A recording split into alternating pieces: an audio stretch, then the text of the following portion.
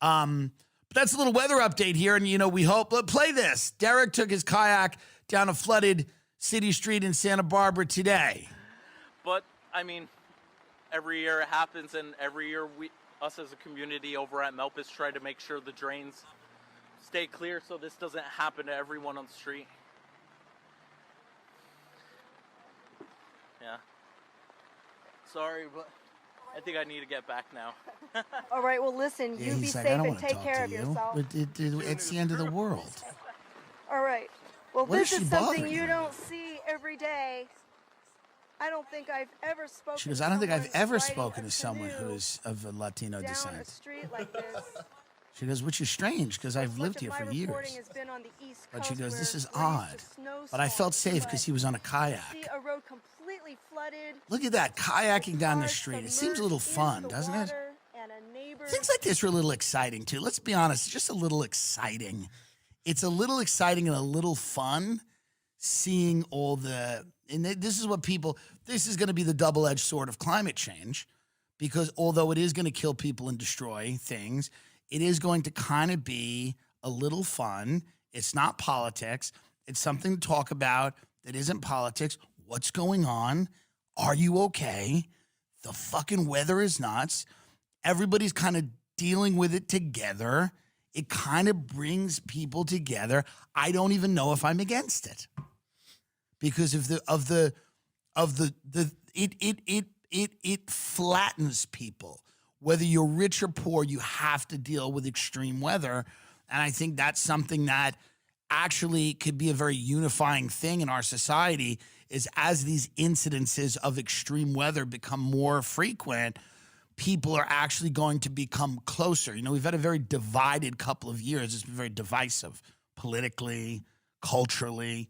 But, no one's talking about Drag Queen Story Hour now because everything's flooded and people are losing everything. And I gotta be honest with you, I think there's sort of something nice about it. This next era, which is gonna be 30 to 50 years of biblical fires and floods, may be actually lovely.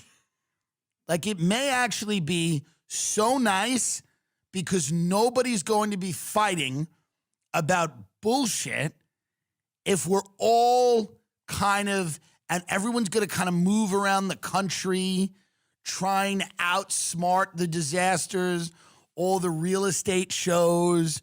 It's kind of going to be fun to see, like, people are going to go from the mountains. They're going to get burned out of the mountains, and they're going to go to the low-lying areas, and then they're going to get flooded out, and then they're going to go to the plains. And, I mean, it's going to be fun to kind of watch people migrate from disaster to disaster, building different properties to withstand the coming revenge of the earth. I mean, I don't want a lot of people to die. I'm not a big fan of mass death. Many of you who watch the show know that. I've never been pro-mass death. I don't think everyone can live, but I don't think that everyone should die all at once. I like a slow trickling. But to me, something like this, it's nice to see Ellen in front of the overflowing river. It makes you feel like we're all one, right?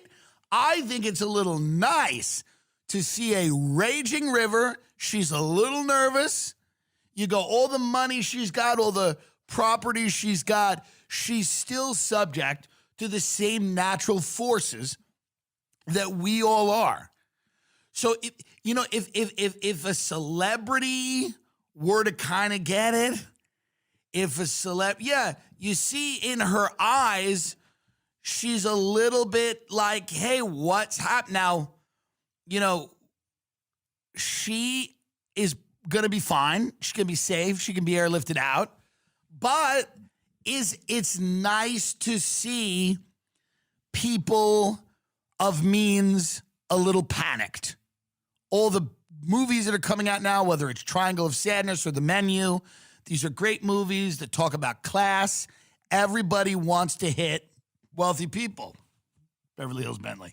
Everybody wants Louis Vuitton. Polo. Everybody wants the wealthy to die. Everyone wants the wealthy to die now. This is a fact. And seeing these, if we start seeing a few mansions get damaged, this could be very cathartic for people. And I'm not saying this should happen, but everybody really wants some revenge because the recession's coming. You can feel it. You can feel it now. People are starting to, the layoffs are here, and then following the layoffs will be some pain. And in order to make that okay, if we saw a couple of Montecito mansions really get it, it might make us feel better. So I'm just saying there is going to be an upside to climate change. I always try to look for the positive. There is going to be an upside to the chaotic destruction. It will affect rich people. And that's what you want. It will damage the homes of wealthy. Now, yes, they have fine. Yes, they can go other place, sure. But just as a visceral image, it is nice to see a couple of rich people's horses drown. Not that you have a prop, but like the idea, maybe not even drown, but waist deep. If you see a Montecito ranch and the horses are waist deep and you see people panicking, Harry and Meghan ordered to evacuate Montecito Mansion amid deadly California floods. This is what we want. This is what we want. This is good. Seeing rich people have to flee their homes because of fires and flooding makes people that don't have money a little happy. And isn't that what everything's about at the end of the day? Is people just being a little happy? So that's what I think. I'm very bullish on weather. I'm bullish on extreme weather. I am. As a unifying thing in our society, I am bullish on extreme weather. And in fact, I think we should have more of it. And if it's not happening naturally, manufacture it a la HARP, a la the conspiracy HARP, which I haven't looked into too much, but it's the government controls the weather conspiracy.